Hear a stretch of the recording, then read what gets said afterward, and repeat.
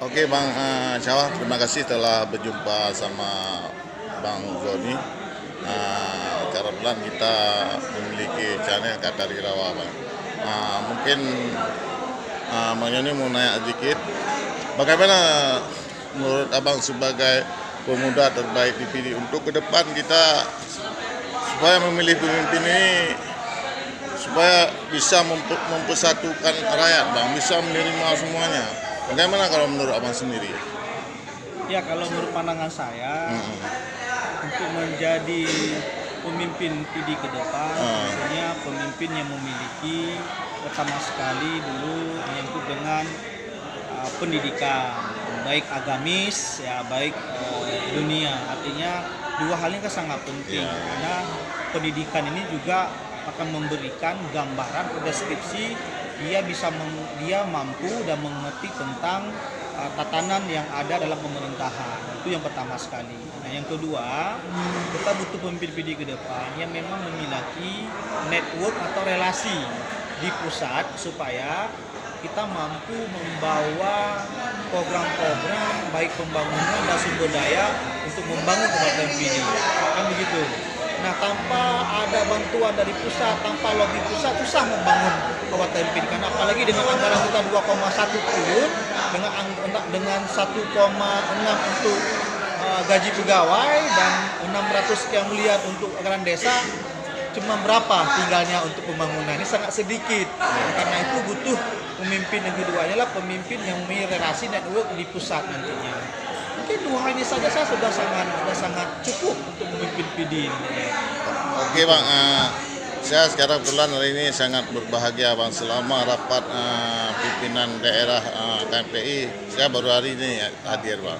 Saya bangga Bang jadi orang PD Bang ada nggak ide-ide dan gagasan dari Abang sendiri untuk ke depan supaya kita lahir pemimpin yang murni Bang? Istilah yang murni, dia betul-betul dipilih sama rakyat, bukan dipilih sama ini.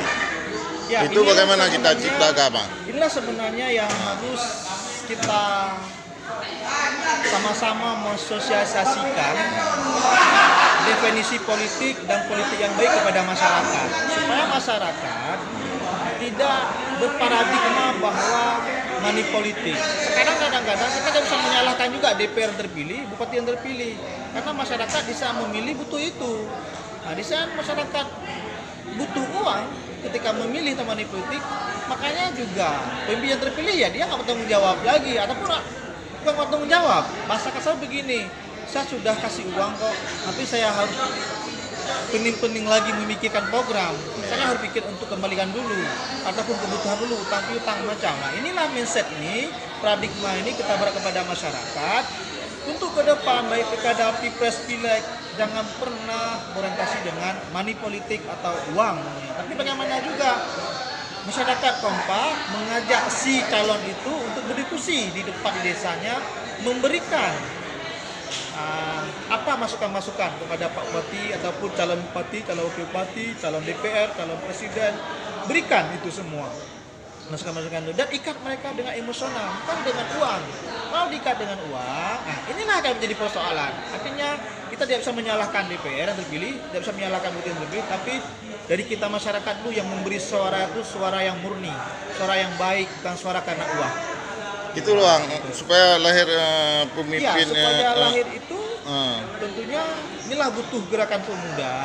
Bagaimana pemuda juga hadir di tengah-tengah masyarakat, mengkampanyekan, mensosialisasikan bahwa pemilih yang baik itu adalah pemilih yang ada hubungan emosional kita bangun, yang memberikan suatu gagasan dan diskusi kepada calon apapun itu, supaya nanti masyarakat memilih bukan karena money politik, tapi memilih karena konsepnya si calon, latar belakang pendidikannya si calon, kemampuan dan pengalaman si calon. Nah, ini harus dilihat.